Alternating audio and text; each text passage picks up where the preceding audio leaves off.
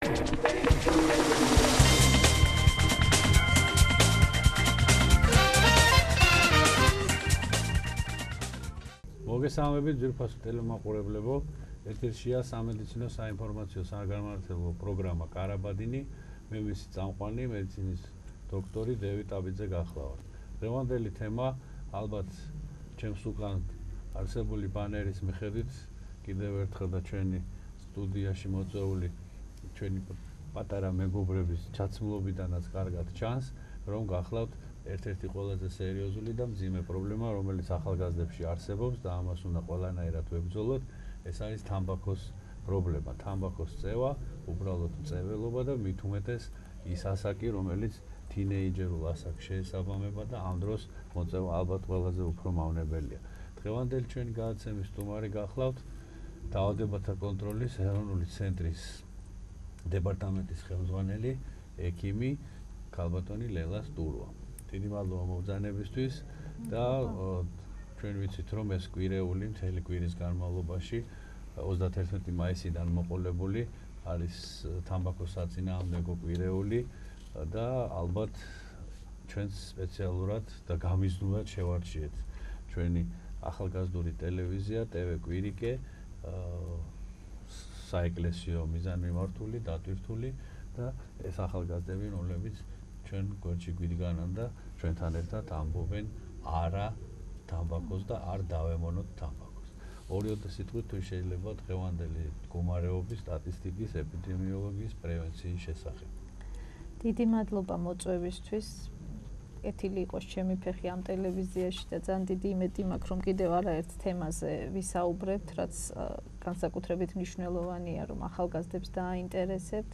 რაც შეეხება თამბაქოს, ძალიან დიდი ხანია უკვე ჯანმრთელობის მსოფლიო ორგანიზაცია აღნიშნავს მსოფლიო დღეს თამბაქოს გარეშე, რომელსაც საქართველოც უერთდება ხოლმე. წელს ეს დღე ეძღვნება რეკლამის, სპონსორობის და თამბაქოს პოპულარიზაციის აკრძალვას.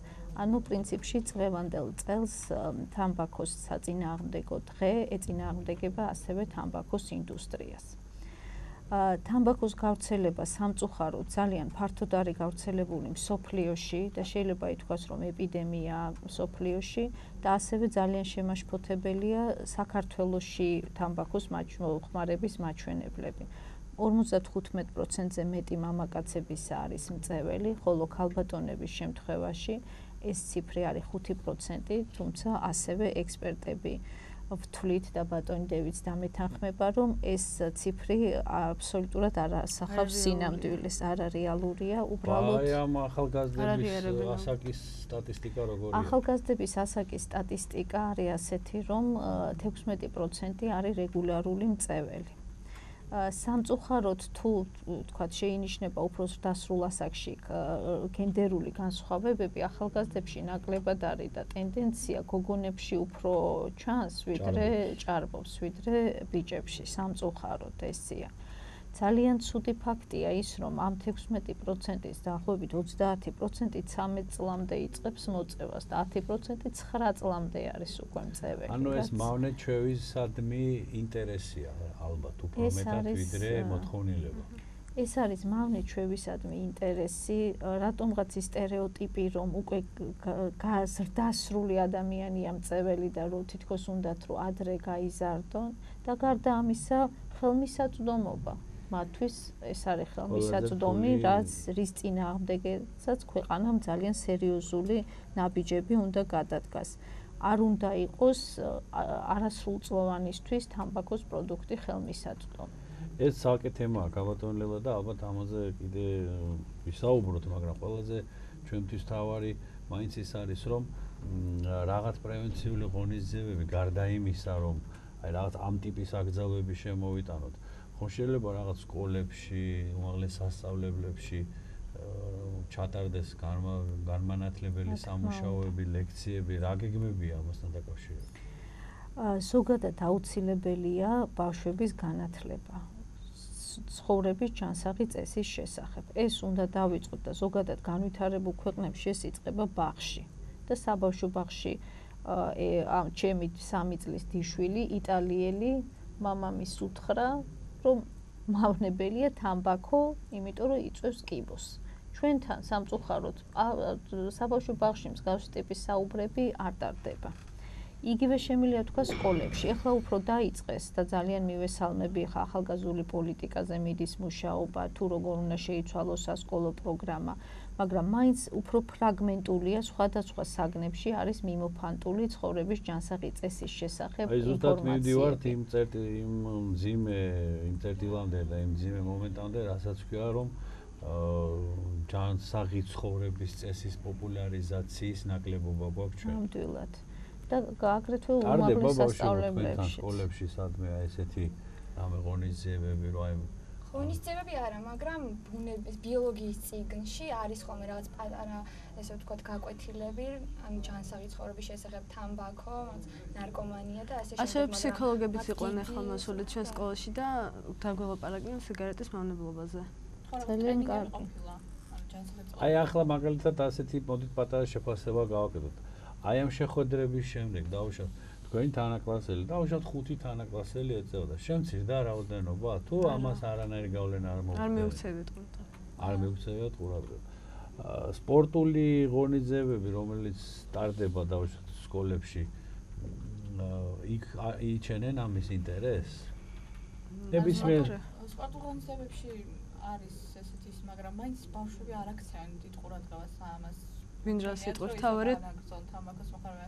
თავარი თვითონ რატომღაც ჩვენს თაობაში უკვე ეს. და ჩვენზე პატარებში უფრო მეტად არის ალბათ უკვე. თქვენ რომელი კლასელები ხართ?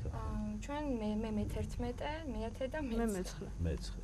ანუ ქაბატონ ლელა სიტუაცია საკმაოდ რთულია. შემაშფოთებელია ნამდვილად მით უმეტეს რომ თამბაქოს მოხმარება და არამხოლოდ აქტიური, არამედ პასიური მოხმარებაც იწვევს სავალალო შედეგებს. მაგრამ ერთი არის ექსპერიმენტატორობა, რომელიც თქვათ ამ ეგრეთ წოდებულ თინეიჯერულ ასაკს ახასიათებს და ნუ რაღაცა, მაგრამ ეს თავარია ჩვევაში არ გადაიზარდოს.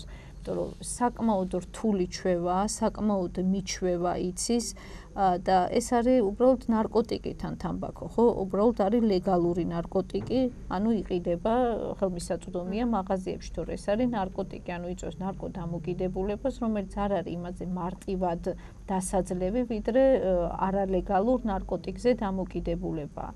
თუ კი რაიმე დაავადება გაგიგიათ, ყველაფერს ან იწვევს თამბაქო, ან ხელს უწყობს მის განვითარებას.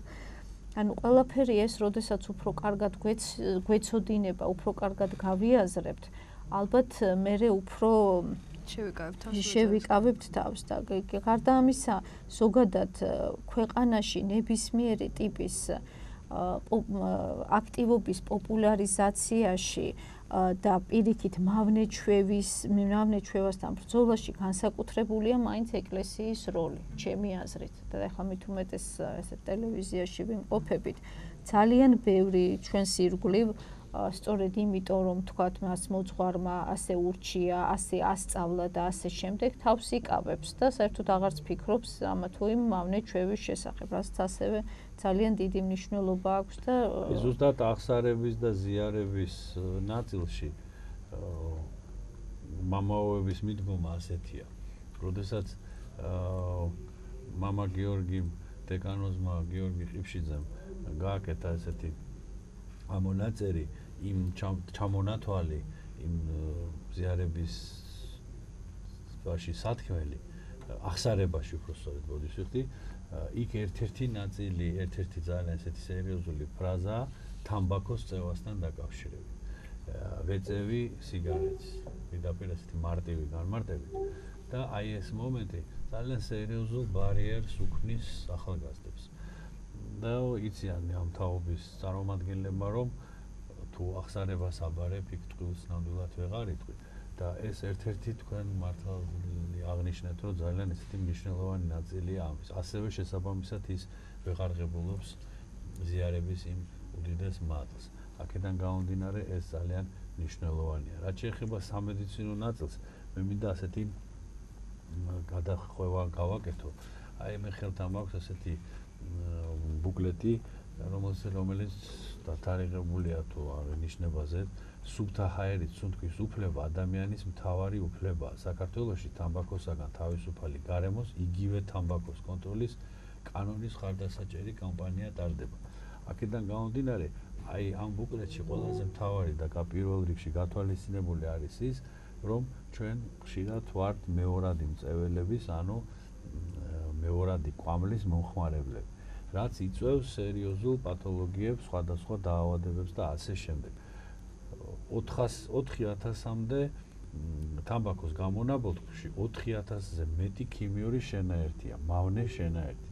საერთოდ 250 მავნეთ არის აღიარებული, ხოლო 50-ზე მეტი იწვევს სიმსივნეს. აი ამასთან დაკავშირებით თუ შეიძლება ერთი-ორი სიტყვა რომ რა არის საერთოდ ეს მეორადი კვამლი და რატოა ის აშიში? მეორადი კვამლი ეს არის იგივე, როდესაც არ ვეწევით აქტიურად, მაგრამ ვართ მწებელთან ერთად, თქვათ ერთ სივრცეში და გვიწევს იმ ჰაერის პასიური მწებელობა, კი ბატონო, მეორენაირად ეს არის, რაც იწვევს იგივე დაავადებებს, რასაც იწვევს აქტიური მწებელი. ხშირად გაგვიგია რომ თქვათ ვიღაცაზე რომ იმან ამდენი ეწეოდა და ამდენი წელი იცხოვრა და ვიღაცა არ ეწეოდა და იმას ფილტვის კიბო დაემართა და რაღაცა მითები როა ხო რო არ ეწეოდა შეიძლება თვითონ არ ეწეოდა მაგრამ ამ დროს იყო პასიური მწეველი იმ მწეველთა გარემოში ხდებოდა ძალიან განსაკუთრებით აღნიშვნის ღირსია აქტიური და პასიური მწეველობა გოგონებში მომავალ დედებში იწვევს უნაყოფობას, დადგენილია კვლევებით, ორსულობის შემთხვევაში ძალიან ხშირია თვითნებური აბორტი, ბავშვი იბადება ძალიან დაბალი წონით და სიმახინჯეებით აქვს რისკი სხვადასხვა დაავადებებისა, განსაკუთრებით ეს ეხება სასუნთქის სისტემის დაავადებებს.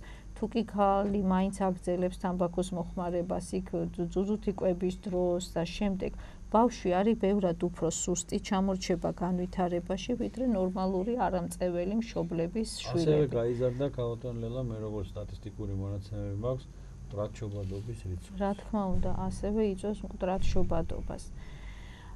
და აღარაფერს ვამბობთ უკვე თამბაქოს კვამლისაგან გამოწვეულ ესეთ პირდაპირ უკუჩვენებას, გუსის ზავთა დაავადების და ფილტვის კიბოს და ფილტვის ქრონიკული ობსტრუქციული დაავადებების შემთხვევაში ასთმა ბავშვებში ძალიან გახშირებულია და თანაც კვლევების მიხედვით ბავშვთა ნახევარი არის პასიური მწეველი.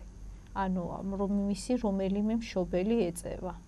და ეხლა არ ვიცი თანდათანობით ტენდენცია არის რომ რაღაც ან თქვათ სახლში რაღაც ერთი კუთხეს გამოყოფენ მოსაწევად, თუმცა ეს მაინც არ იცავს არავის მეორადი კვამლისგან. ან თქვათ აივანზე ეწევიან, ადრე თქვათ ესეთი ფაქტებიც არ არსებობდა. ძალიან მნიშვნელოვანია რომ საზოგადოების ძალიან ფართო ჩართულობით მაქსიმალურად ერთად ვიბრძოლოთ თამბაქოსგან თავისუფალი გარემოს შესაქმნელად. რომ დავიწყოთ სკოლებში პირველ რიგში და სამედიცინო დაწესებულებებში. დარწმუნებული ვარ ადმინისტრაციულში, მაგრამ სკოლები ისეთი კანონით აკრძალულია, მაგრამ ახლა დამერწმუნებით ალბათ რომ თქვენ სკოლაში ეწევიან სკოლის ტერიტორიაზე. 50 მეტრის რადიუსში არ შეიძლება თამბაქოს გაყიდვა. იყიდება. და ღერები ღერებით არ შეიძლება იყიდება. მცირეწლოვანებისთვის არ შეიძლება იყიდება. ანუ სახელმწიფო და ხშირად შენ გარშემოც ესე ვთქვათ მწველები არიან, თუნდაც ოჯახში ან სკოლაში ან შენ წრეში შენს ამის გამოიწყებს ხოლმე ბავშვებს. კი, რა თქმა უნდა. ასევე ეწყებენ იმის გამო, რომ ნერვებს აწყნარებს ვამბობ, მართალია თუ არა. ესეც ის არის, რა ქვია, მითი. აი ეს არის ნარკოდამოკიდებულების ერთ-ერთი სახე. ალბათ თავიდან უფრო მიმბაძველობით და რაღაც ინტერესით ხდება და შემდეგ უფრო დამოკიდებულებით. ხო, მაგრამ ანუ შევთანხმდეთ ერთი მასზე, რომ ეს არის მავნე ჩვევა, რომელიც ყალიბდება და ისახება იმ მომენტში, როდესაც შეგნება არ არის ჩამოყალიბებული და არ იცის მისი მავნეობის და მისი უარყოფითი შედეგების შესახებ, რა მოყვება ამას ყველაფერს და შემდეგ უკვე მისგან გადაჩვევა და თავის დანებება ძალიან რთული პროცესია. აი ხა მე ერთ შეკითხვა მაქვს თქვენთან, ახალგაზრდებო, თქვენთან მწველების თქვენი აზრით რა რაოდენობაა სკოლაში? სკოლაში. აი რამდენი ხართ მაგალითად თქვენს კლასში? კლასში ვართ 28 ბავშვი. 28 ბავშვი. აი 28 ბავშვიდან დაახლოებით 10 მაინც ხო ეწევა? არა, 10 არ ეწევა. 10 არ ეწევა. ნუ კიდე ჩემთან 5-მდე არ ეწევა ჩემ კლასში. თქვენთან? ჩემთან უფრო მეტია. ჩვენთანაც ახლა უფრო მაღალ ასაკში უფრო არის და ანუ ესე იგი ყოველი თითოეული კლასის მომატების რაც კარგი ის გამოვიდა აქ კლასების და შესაბამისად იზრდება წეველთა რაოდენობაც. ეს სხვათა შორის არა მარტო თქვენ აზარალებთ, არამედ ის წეველები, რა თქმა უნდა თქვენზე არ მაქვს საუბარი. ის აზარალებენ არა მარტო თავიანთ ჯანმრთელობას და თავიანთ თავს, არამედ მის ირგვლივ სოციუმს, მის ირგვლივ გარემოს, რაც შემდგომში ძალიან ძვირად დაჯდება. აი სწორედ ეპიდემიოლოგიური თვალსაზრისით და პრევენციის თვალსაზრისით მედიცინაში წასია, სხვა არაფერია. უნდა გავაკეთოთ კარგი პრევენცია, კარგი ეპიდემიოლოგია, რო არ მივიღოთ დაავადება. დაავადების განკურნება უფრო ძვირიჯდება შემდგომში, ვიდრე ეპიდემიოლოგიური და წინა პრევენციული ღონისძიებების გატარება. ეს ასია, ამას ვერ გავექცევით. და სხვათა შორის ბიზნესიც დღეს თანამედროვე მედიცინისათვის ზუსტად ასია მიმართული, რომ უფრო მეტი თანხა ჩაიდოს პრევენციაში და ეპიდემიოლოგიაში.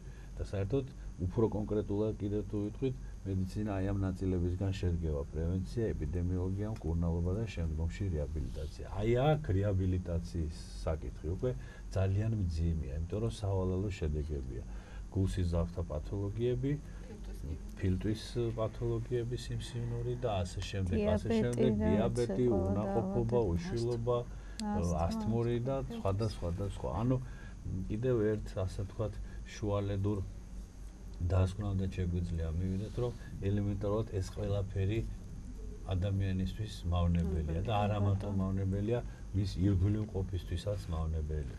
ეხლა ერთი ასეთი საკითხი, რომელიც ქალბატონ ლელასთან მაქვს მე შეკითხვა, რა უყოთ ბიზნეს ურთიერთობას? ხომ არ მოვდივართ ძალიან წინააღმდეგობაში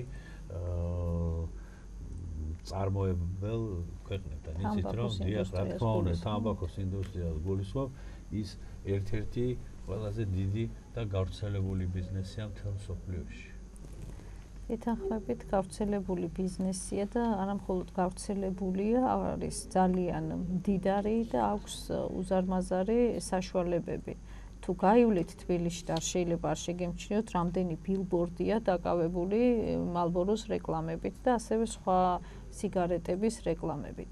საზოგადოებრივი და ზოგადად ჯანდაცვის წარმომადგენლები ჩვენ ბეწინააღმდეგებით და ჩვენ ჯანდაცვით გადაწყვეტილებებში ვერ დაუშვებთ თამბაქოს ინდუსტრიის მონაწილეობას. ეს არის ფაქტიურად გამორიცხული.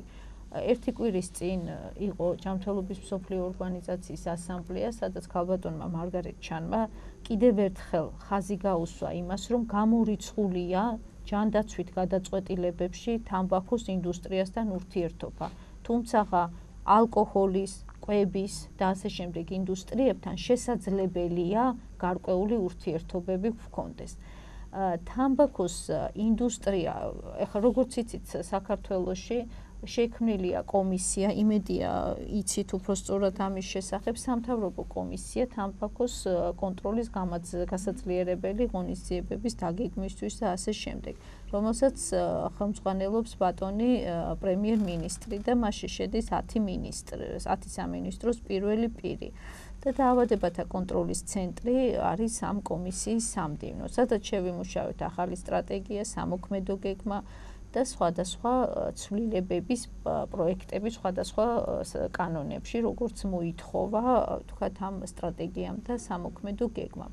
სტრატეგია ფაქტიურად დამტკიცებულია, თუმცა გარკვეული შენიშვნები ქონდა ფინანსთან. ეს ალბათ ვისაუბროთ აი ჯანდაცვის მსოფლიო ორგანიზაცია, როდესაც ჩარჩო კონვენცია 2000 ჯერ კიდევ 5 წელს შექმნა. 2005 წელს შექმნა, 2003 წელს შექმნა. ჩვენ მივიღეთ 2005 წელს. არა ვართ და უნდა ვიყოთ. და მე მინდა ვთქვა, რომ აი გააფთრებული გვებრძვის ინდუსტრია. გააფთრებული ყველა წერილობით, სატელეფონო და ასე შემდეგ. თუ ადრე მე დიდი იმედი მაქვს, რომ ახალი მთავრობის პირობებში, რომელმაც დეკლარირება გააკეთა, რომ მისი ერთ-ერთი მნიშვნელოვანი პრიორიტეტი არის ჩამრთელობა და რომელმაც მართლა პრიორიტეტად წამოაყენა თამბაქო, იგივე სიტუაცია, რაც ამდენი ხნის განმავლობაში ხდებოდა, რომ რაღაცაზე ვიბრძოდით და ბოლომდე ვერ მივდიოდით, სწორედ ინდუსტრიის სერიოზული გავლენებისა და გამო უკვე ეხლა ეს არ განხორციელდება და ვერ განხორციელდება. ის რომ თქვათ რაღაც 10 წლის წინ თამბაქოსი შემოსული შემოსავალი ქვეყანის შემოსავლების და ბიუჯეტის მნიშვნელოვანი ნაწილი იყო წელს ეხლა უკვე ეს სიტუაცია არა გვაქვს, არ არის ისეთი მნიშვნელოვანი და თუ შევადარებთ რამხელა დანახარჯი აქვს ქვეყანას თამბაქოთი გამოწვეული დაავადებებისა და გამო და რა შემოსავალი მოშემო აქვს თამბაქოს ინდუსტრიას, ხო ნამდვილად დამერწმუნეთ, რომ გარსავალი უფრო მეტია. ალბათ დამერწმუნეთ იმაშიც და ასე ვთქვათ შევაჯამოთ ჩვენი დღევანდელი გადაცემაც, რომ რაც არ უნდა შემოსავლები იყოს დიდი, რაც არ უნდა ფინანსურ წარმატებებზე ვისაუბროთ, ჯანმრთელობას ფასი არ აქვს. ჯანმრთელობის ფასი მაინც არ არსებობს, ამიტომ მოდით ერთ რამეზე შევთანხმდეთ, ჯობია ცოტა ჩაიციონ თავიანთი მოგებით პატივცემულმა თამბაქოს წარმოებლებმა და ჩვენს მომავალ თაობას დაუთმოთ სუფთა ჰაერი. და ის უთქონ სუფთა ჰაერით.